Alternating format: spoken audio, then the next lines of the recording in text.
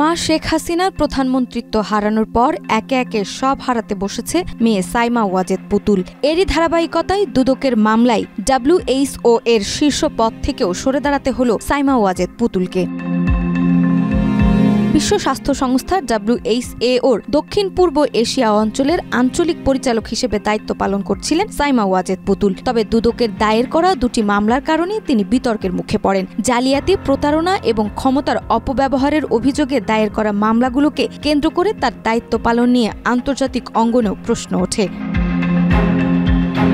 বিশ্ব স্বাস্থ্য সংস্থার মহাপরিচালক ডক্টর তেদ্রোস আধানম ঘেব্রেয়েসাস 11 জানুয়ারি এক অভ্যন্তরীণ ইমেইলের মাধ্যমে জানান, সাইমা ওয়াজেদ পুতুলকে অনির্দিষ্টকালের জন্য বাধ্যতামূলক ছুটিতে পাঠানো হয়েছে। তার স্থলাভিষিক্ত হিসেবে দায়িত্ব পালন করবেন WHO সহকারী মহাপরিচালক ডক্টর ক্যাথরিন বোহেম।